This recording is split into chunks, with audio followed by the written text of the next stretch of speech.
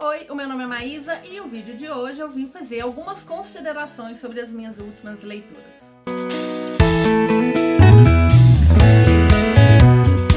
Antes de mais nada, se é a primeira vez por aqui, e se você gosta de livros, de leituras coletivas, de tags literárias, te faço um convite para se inscrever no canal e também te peço a gentileza para curtir, compartilhar, fazer comentários e me seguir nas outras redes sociais. Todas essas informações ficam aqui na caixa de descrição. Bom, então a ideia hoje é fazer uma avaliação geral das minhas últimas leituras e dessa vez trouxe muitos livros, mas é porque fiz leituras muito interessantes.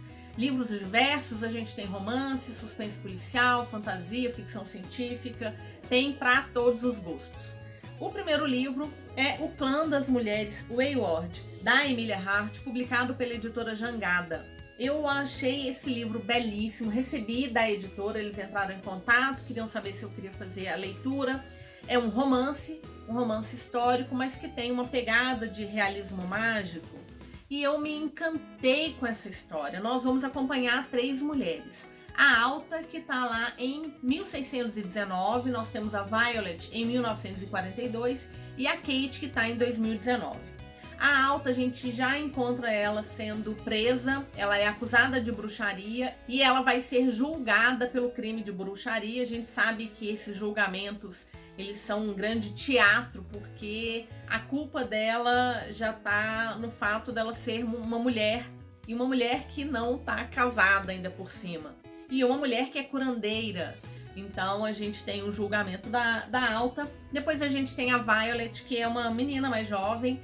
Ela mora com o pai e o irmão numa grande mansão. Ela não conheceu a mãe, o pai quer que ela seja uma jovem da sociedade, então ela não pode sair correndo pelo campo, ela tem que se portar como uma dama. E a Violet adora estar envolvida ali com a natureza, ela adora os animais, as plantas, ela tem uma relação muito próxima, por exemplo, com os insetos, tanto que ela gostaria muito de se tornar uma bióloga, uma entomologista, mas o pai não admite isso, ele vai podá-la de todas as formas e chega um momento em que realmente por amor a esse pai, por querer mostrar que ela pode ser uma menina melhor, ela vai acabar permitindo esse encolhimento da personalidade dela.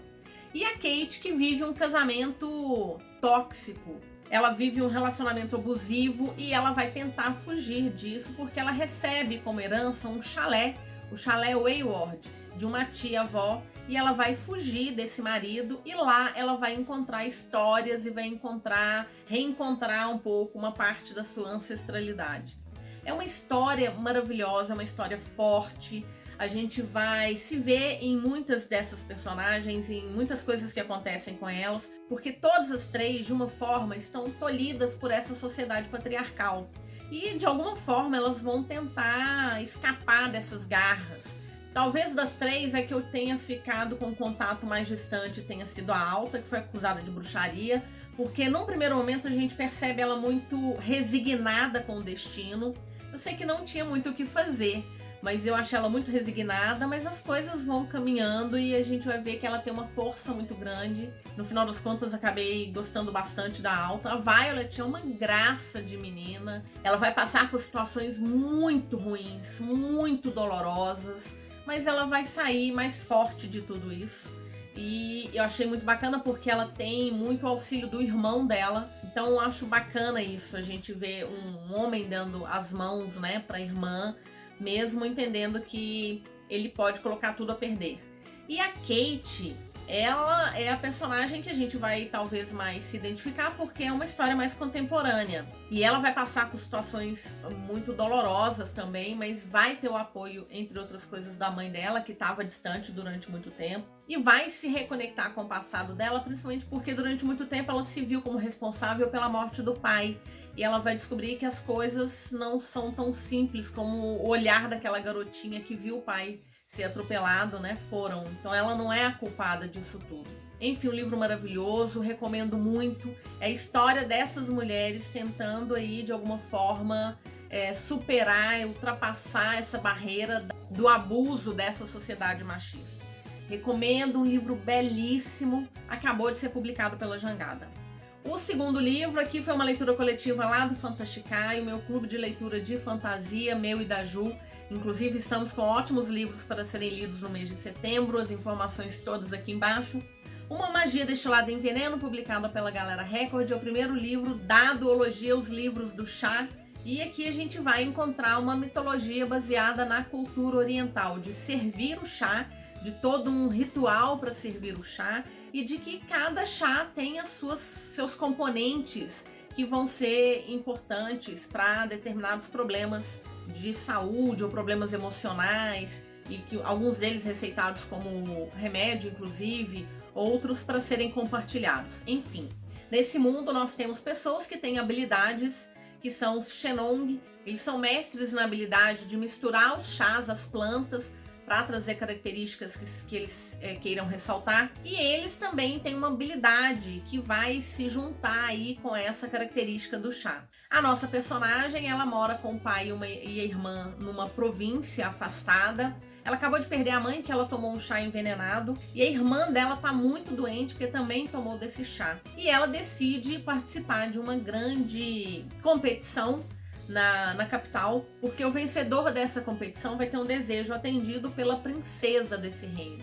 E a Ning, ela acredita que ela vai poder pedir pela recuperação da irmã dela. Então, usar de todos os médicos, de todos os conhecimentos do reino para poder salvar a irmã. Mas quando ela chega lá na capital, ela vê que as coisas são muito complicadas. Ela vai se ver ali envolta numa conspiração, numa trama política, porque o imperador está afastado, ninguém sabe o que aconteceu com ele, dizem que ele só está se recuperando de um problema, mas ele acaba criando um vácuo de poder. E aí nós temos toda essa trama política para tentar ocupar esse vácuo deixado por ele, porque a princesa ela ainda é muito jovem e ela está sendo assessorada ali por esse conselho, mas as coisas estão bem complexas. A gente ainda tem esse chá envenenado que foi distribuído para várias outras províncias, ninguém sabe quem está distribuindo esse chá. Então, assim, uma confusão enorme. Eu gostei muito. Eu vi que algumas pessoas disseram que a magia do chá não é explicada, mas isso não me incomodou, porque ela é uma característica da própria medicina oriental, né? Da cerimônia do chá e das virtudes que são exaltadas nos vários componentes dos chás, que tá aí milenarmente entranhado nessa cultura. É porque a gente não tá muito acostumado com isso, então para mim isso não me incomodou. No início, a autora, inclusive, tem um glossário, porque ela usa alguns termos chineses, e ela tem uma lista dos ingredientes medicinais chineses mencionados. Então, aqui a gente vê que realmente ela usou da cultura chinesa, nesse caso, para poder falar dos seus chás. Então, gostei bastante. É uma fantasia jovem. A gente vai fazer a leitura do segundo livro agora em setembro, então se você tá com o segundo livro aí e quer fazer leitura junto com a gente, nós já tivemos a discussão do primeiro livro, mas assim, eu realmente gostei, uma capa belíssima. Quem comprou esse livro na pré-venda também tinha um pôster muito bonito e eu gostei bastante. Fantasia jovem, primeiro livro de uma duologia. Agora a gente pula para um romance histórico, A Vila dos Tecidos, da Anne Jacobs. É o primeiro livro de uma série publicado pela Arqueiro. Eu confesso que eu fui atraída pela capa e por ser um calhamaço, adoro calhamaços, a gente tem aqui mais de 500 páginas, mas é um romance histórico. A própria editora já mencionou que esse daqui ele é indicado para os fãs da Lucinda Riley. Eu ainda não li nenhum livro dela, mas fiquei bastante curiosa. Bom, o que eu posso dizer para vocês é que é uma grande novela. Nós temos a Vila dos Tecidos, que é onde tem uma fábrica que vai produzir tecidos, então a gente tem o complexo, né, dessa fábrica. Nós temos a vila dos trabalhadores dessa fábrica e a mansão dos donos da fábrica. Então, grande parte da história se passa ali. Os donos, então, são um casal em que ele é um novo rico, ela veio acrescentar a nobreza do seu sobrenome, ela vem de uma família falida, mas o nome dela tem berço. Então, a gente tem esse casal, eles têm 3 filhos, o mais velho é o Paul. O Paul tá um pouco perdido na vida, ele tá fazendo faculdade, mas ele não sabe bem o que ele quer. E além disso, por estar perdido, ele tá sempre tentando agradar o pai, porque o pai vê como um menino mimado que tá querendo só gastar o dinheiro. A filha do meio, que é a Elizabeth. A Elizabeth, ela é uma menina interessante, porque ela tem muita inveja da irmã, porque a irmã é magra, bonita, e ela é descrita como uma pessoa mais forte, não exatamente gorda, mas ela se vê como uma menina gorda e não tem tantos atrativos, e ela ainda por cima tá interessada num carinha que tá de olho na irmã, então ela tem muita inveja da irmã. E a irmã mais jovem, então, é descrita como esbelta, esguia, linda, loira. Ela tá mais interessada em artes, ela gosta de pintar, ela quer conhecer o mundo da arte, ela não tá interessada nessas coisas de amor. Principalmente porque ela sabe que se casar, ela pode encontrar um marido que vai tolher dessas vontades. Então ela não tá muito preocupada com isso não. Bom, e aí até que entra nessa casa uma órfã que vai ser aprendiz da cozinha. A Marie, ela não conheceu seus pais, a mãe dela morreu, ela era muito jovem, por isso ela foi parar no orfanato. E lá ela sofre bastante porque não tem comida suficiente, enfim, ela tem uma saúde muito debilitada, mas vai virar a aprendiz da cozinheira. E na casa ela vai conhecer os outros funcionários. Então nós temos a governanta, a cozinheira, o motorista, a camareira, a gente conhece o jardineiro, todas as fofocas através desses funcionários. Por isso que eu falo que é uma grande novela. A gente vai acompanhar os patrões e os filhos dos patrões e todos esses empregados que estão ali ao redor dessa família, trazendo um tom mais vivo, talvez, para a história. Vale mencionar que os capítulos são curtos, é uma leitura fluida, é uma grande novela que a gente vai acompanhar todas as confusões. Existe um mistério ali em torno um pouco da fábrica, a gente vai descobrindo algumas coisinhas, nada assim do outro mundo, né? Algumas coisas que aconteceram anteriormente nessa fábrica. A Marie, ela vai descobrir um pouco da história dela, e quando ela descobre essas coisas todas, ela vai trazer uma mudança também na história e por aí vai. O povo vai se interessar pela Marie, mas ela é empregada. É um grande dramalhão que se passa ali no início da Primeira Guerra Mundial. E aí o segundo livro, ele já foi anunciado pela editora que sai esse ano, que é Os Filhos da Vila dos Tecidos, que deve estar saindo em breve. Então recomendo a leitura se você gosta de romance histórico. Terceiro livro que eu queria comentar é O Desafio dos Semideuses, de Eiren Toma, publicado pela Galera Record. Aqui é o primeiro livro, se não me engano, de uma duologia. Ele coloca só livro 1 de Portadores de Sol. Aqui eu li Os Garotos do Cemitério, gostei bastante. Os Garotos do Cemitério é uma história mais simples, tanto que muita gente falou que rapidamente identificou quem seria o vilão.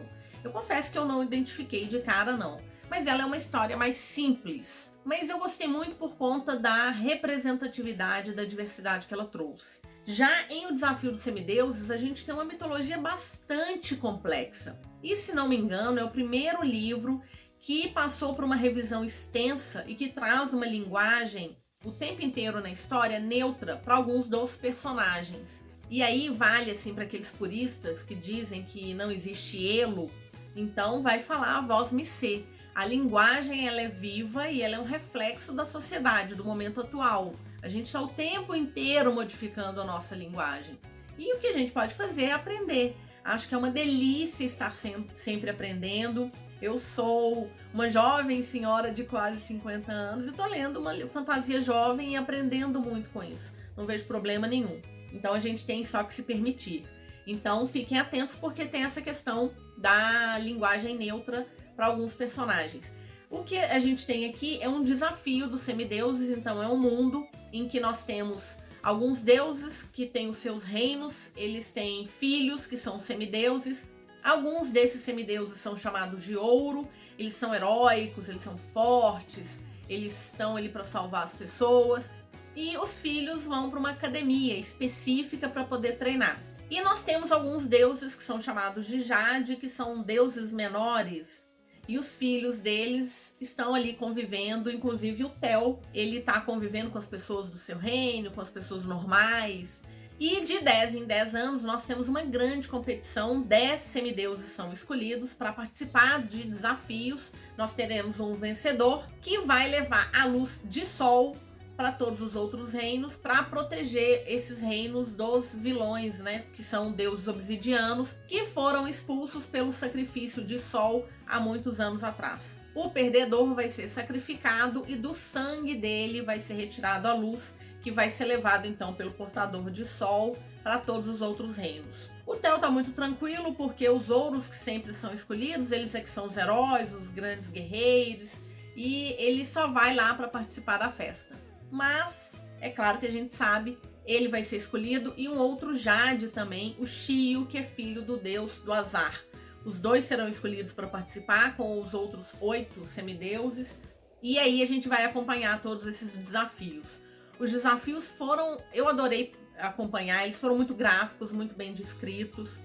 Eu não fazia ideia do vilão, assim, em momento algum eu consegui imaginar quem seria esse vilão. Então foi uma grande reviravolta. E a gente vai acompanhar então todos os outros semideuses. Na pré-venda a gente tinha esses cards, então a gente vê aqui o Theo. Aqui nós temos a Nia, que é uma semideusa ouro muito amiga do Theo.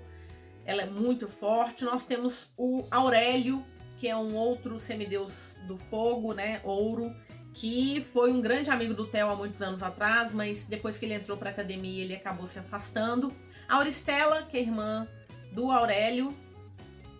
E nós temos o Shio, que é o semideus, filho de Azar, que vai competir também. Então, assim, foi divertido, sabe? É uma fantasia jovem muito divertida, que termina com um grande gancho. Vale ressaltar que o desafio é finalizado, mas ele deixa um grande gancho para o próximo ou próximos livros. Gostei bastante. Se gosta de fantasia jovem, tá aí uma indicação.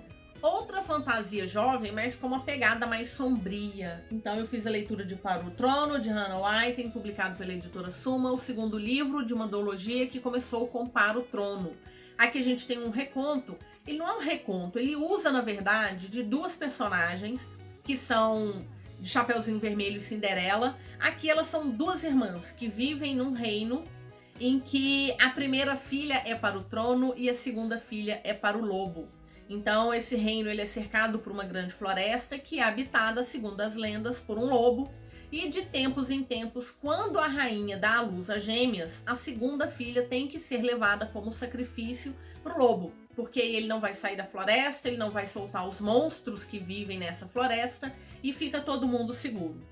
A Neve é a primeira filha, então ela está destinada a ser a próxima rainha. E a Red é a segunda filha, então ela vai ser levada em sacrifício no primeiro livro para o lobo. Aqui a gente tem uma história de um amor muito grande entre essas duas irmãs. Tão grande que quando a Red é levada em sacrifício, a Neve faz de tudo para impedir isso, porque ela ama demais a irmã dela. Ela ama tanto que ela chega a ser inconsequente. E aqui no segundo livro a gente vai encontrar a Neve lidando com as consequências da inconsequência dela do primeiro livro. É o máximo que dá para dizer para não deixar spoiler para quem ainda não leu o primeiro. Mas assim, é bastante sombrio. Acho que o primeiro livro, ele inclusive tem muitos gatilhos por conta de sacrifícios que são feitos dentro dessa floresta. Mas eu gostei bastante da conclusão. Eu acho que fica mesmo esse amor entre essas duas irmãs e que elas vão ter de aprender a lidar com as suas escolhas e entender que a irmã, ela é uma entidade diferente de você e que ela pode se permitir fazer escolhas diferentes do que você quer para ela. E eu acho que é isso que a Neve aprende muito. Então gostei bastante, duas capas muito bonitas, uma fantasia, fiz algumas marcações. Eu já comentei que eu não sou pessoa de tá marcando o livro inteiro, mas aqui encontrei passagens muito interessantes, são cerca de 400 páginas. Eu sinto falta de um mapa. Eu senti falta de mapa também, o Desafio dos Semideuses, fez muita falta lá, porque eu queria caminhar por esses outros reinos enquanto a competição estava acontecendo, e aqui eu também queria acompanhar um pouquinho do caminhar dessas personagens. Mas nesse caso aqui não fez tanta falta não, acho que é só o que deixaria o livro assim bem perfeito. Então fica a indicação, duologia finalizada. Outra duologia que faz parte de uma série, uma outra fantasia jovem, é A Rainha Traidora, da Danielle Jensen, publicada pela Seguinte. É o segundo livro que começou com A Ponte Entre Reinos. E aqui eu já tinha mencionado, se não me engano, são 6 livros. Cada 2 livros eles se referem a um casal. E então a gente tem aqui a Lara. A Lara ela foi criada para se casar com o rei Arryn. O Arryn, ele é de um reino que domina uma ponte que faz a ligação entre vários reinos e, portanto, ele cobra por isso e ele que vai dominar, de certa maneira, a economia, né? Porque ele vai permitir ou não, ele vai cobrar mais caro ou não de quem está atravessando essa ponte. É uma grande ponte.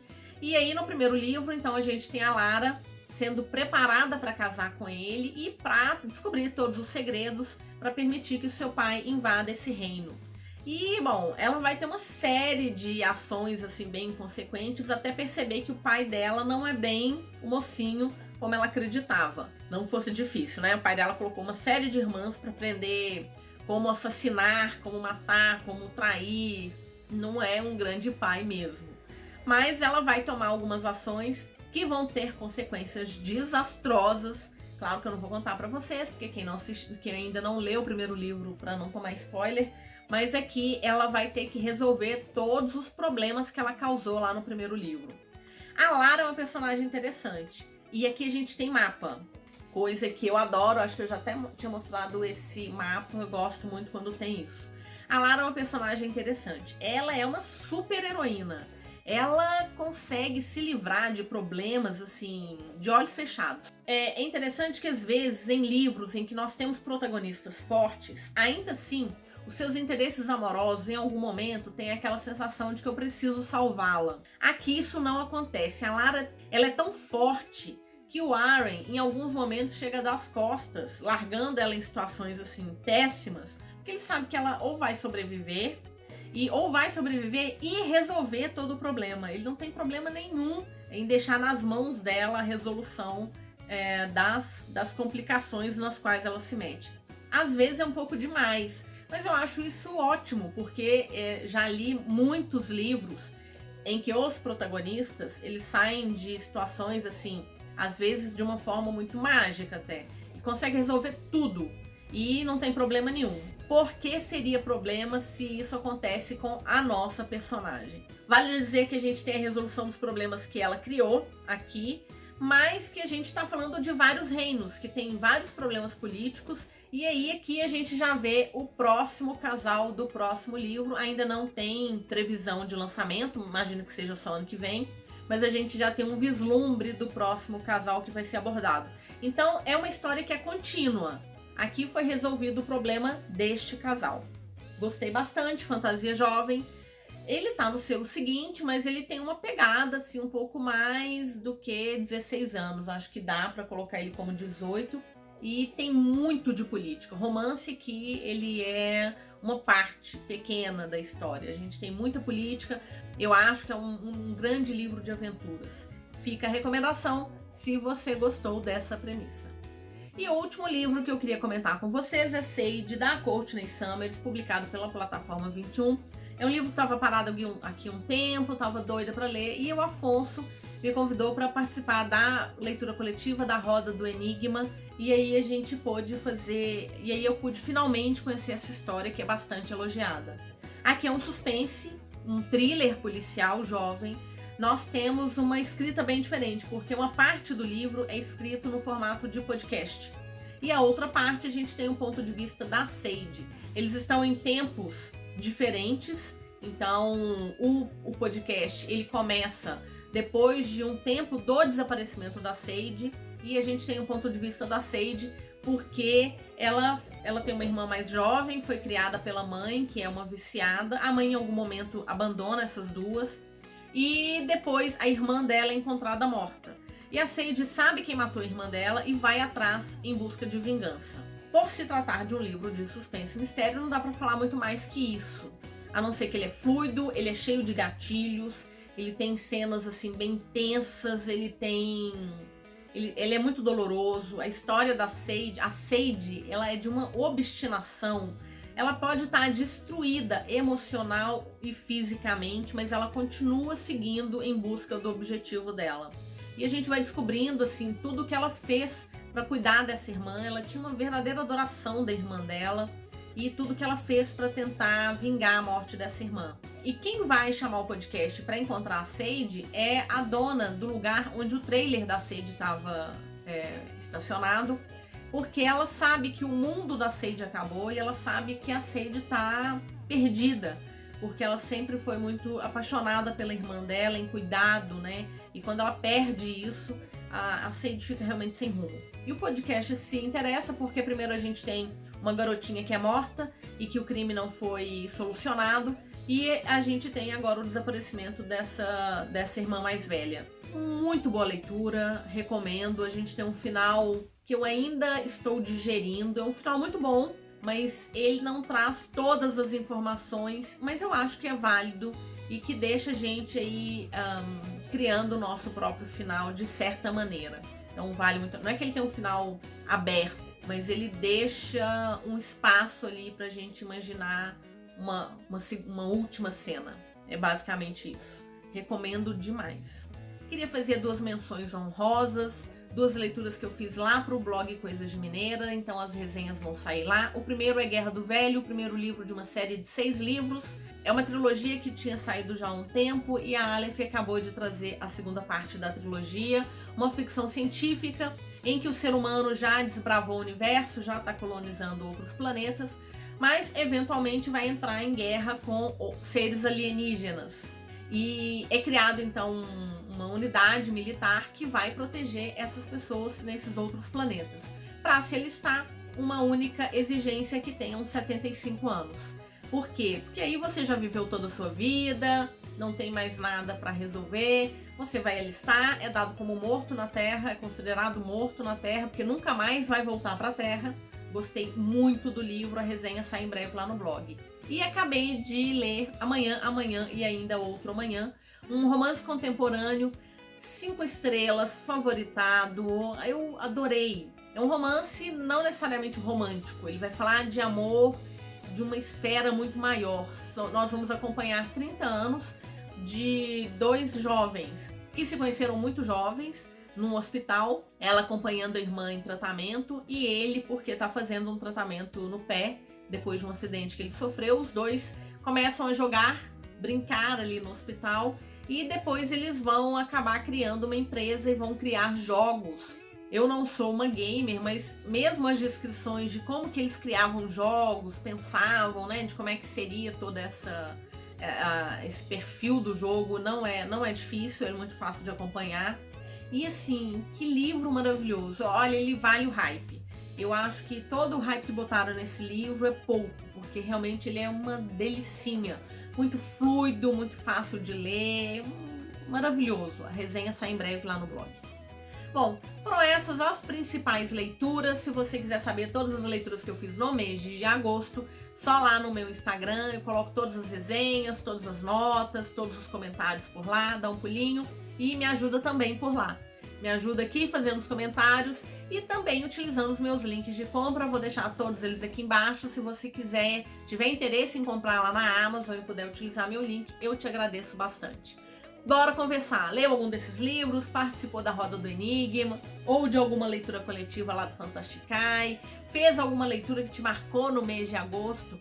Bora conversar, trocar ideias. Isso ajuda bastante o vídeo e eu fico sabendo também o que vocês estão lendo e buscando aí novas indicações de leitura. Muito obrigada se assistiu até aqui, te desejo boas leituras e nos vemos no próximo vídeo. Até mais!